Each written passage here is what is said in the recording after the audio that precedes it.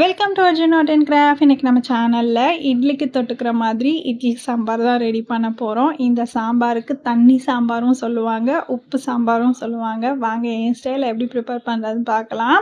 இன்றைக்கி குக்கரில் ஒரு 200 கிராம் அளவுக்கு பருப்பு சேர்த்துட்டு நல்லா வாஷ் பண்ணிவிட்டு அதில் ஒரு தக்காளி, 2 டம்ளர் தண்ணி, ஒரு 1/4 டீஸ்பூன் மஞ்சத்தூள் சேர்த்து ஒரு 2 விசில் வேக வச்சு எடுத்து வச்சுருக்கேன்.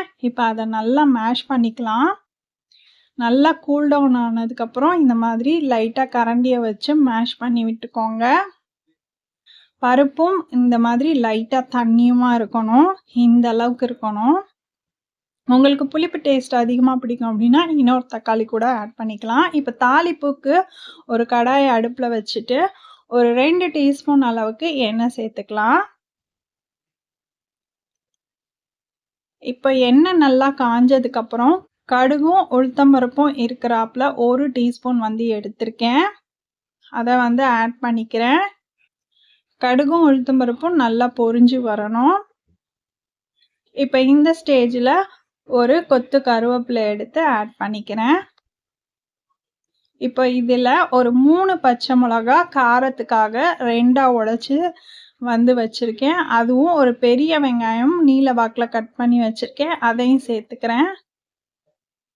இந்த சாம்பாருக்கு இந்த பச்சை மிளகாவோட காரம் மட்டும்தான். அதனால உங்களுக்கு எவ்வளோ பச்சை மிளகா சேர்க்கணும்னு தோணுதோ அந்த அளவுக்கு சேர்த்துக்கோங்க. நான் கிட்ஸ் சாப்பிட்றதுக்காக ஒரு 3 பச்சை மிளகா மட்டும் சேர்த்துருக்கேன். இப்போ இது நல்லா வதங்கி வந்ததுக்கப்புறம் ஒரு 2 சிட்டிகை அளவுக்கு பெருங்காயத்தூள் சேர்த்துக்கிறேன். இப்போ பெருங்காயத்தூள் சேர்த்ததுக்கப்புறம் இதுக்கு தேவையான அளவு உப்பு சேர்த்துக்கிறேன்.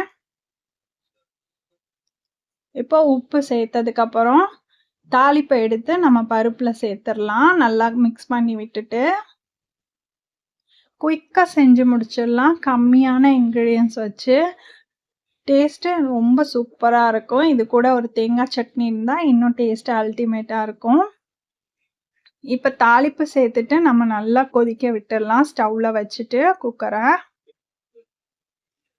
ஸ்டவ்வில் வச்சு நல்லா பச்சை மிளகாவோட காரம் இறங்குற அளவுக்கு ஒரு 2 கொதிக்க விட்டு மூடி போட்டு வச்சுருங்க. சர்வ் பண்ணும்போது எடுத்து சர்வ் பண்ணிங்க அப்படின்னா டேஸ்ட்டு அல்டிமேட்டாக இருக்கும். தண்ணி சாம்பார்னு சொல்லுவாங்க, உப்பு சாம்பார்னு சொல்லுவாங்க. என் ஸ்டைலில் ப்ரிப்பேர் பண்ணிட்டோம். கடைசியாக இறக்கும் போது கொஞ்சம் கொத்தமல்லி சேர்த்து இறக்கிட்டு ஸ்டவ் ஆஃப் பண்ணிடலாம். இப்போ ஒரு 2-3 கொதி வந்ததுக்கப்புறம் கொஞ்சம் திக்காயிடுச்சு. இப்போ சுட சுட இட்லியோட வச்சு சாப்பிட்றதுக்கு உப்பு சாம்பார் ரெடி ஆயிடுச்சு. இந்த மாதிரி உப்பு சாம்பாரும் தண்ணி சாம்பாரும் ரெடி பண்ணி பாருங்க. இட்லி ரொம்ப டேஸ்ட்டாக இருக்கும். மதுரை ஸ்டைலில் நான் இன்னைக்கு உப்பு சாம்பார் செஞ்சுருக்கேன். இந்த மாதிரி ட்ரை பண்ணி பார்த்துட்டு எப்படி இருந்துச்சுன்னு கமெண்ட்டில் சொல்லுங்கள். வீடியோ பிடிச்சா லைக் அண்ட் ஷேர் பண்ணுங்கள். சுட சுட சாப்பிட்றதுக்கு ரொம்ப டேஸ்ட்டாக இருக்கும். கிட்ஸுக்கும் இந்த ரெசிபியை நீங்கள் தாராளமாக கொடுக்கலாம்.